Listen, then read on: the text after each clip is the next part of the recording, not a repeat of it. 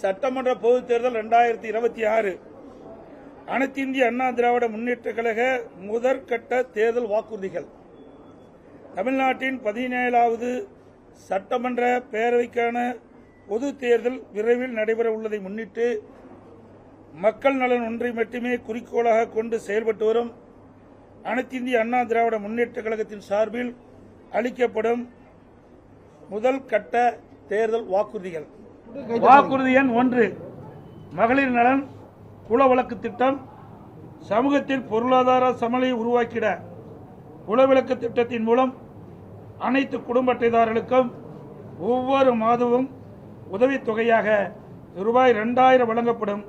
இத்தொகை குடும்ப தலைவியின் வங்கி கணக்கில் செலுத்தப்படும்.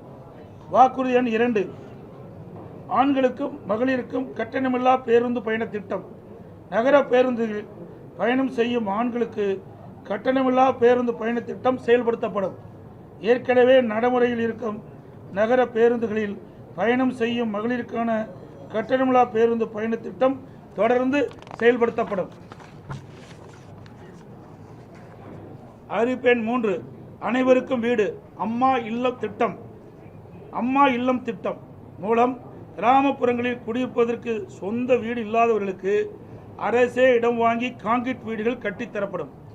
அதேபோல நகரப்பகுதியில் சொந்த வீடு இல்லாதவர்களுக்கு அரசே இடம் வாங்கி அடுக்குமாடி வீடுகள் கட்டி அம்மா இல்லம் திட்டம் மூலம் விலையில்லாமல் வழங்கப்படும்.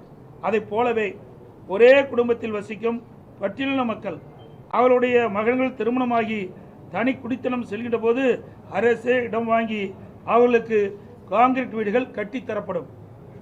அறிவிப்பு 4, 100 நாட்கள் வேலை வாய்ப்பு திட்டம் 150 நாட்களாக உயர்த்தப்படும். 100 நாட்கள் வேலை வாய்ப்பு திட்டம் 125 நாட்களாக உயர்த்தப்படும் என்று மத்திய அரசு அறிவித்துள்ளது.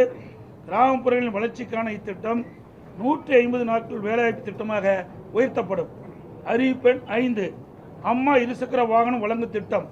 மகளிருக்கு ரூபாய் 25,000 மானியத்துடன் 5 லட்சம் மகளிருக்கு அம்மா இருசக்கர வாகனங்கள் வழங்கப்படும். தேர்தல் அறிக்கை தயாரிக்கும் குழு மண்டல வாரியாக பலதரப்பட்ட மக்களை நேரில் சந்தித்து அவர்களின் கோரிக்கை மனுக்களை பெற்றுள்ளனர்.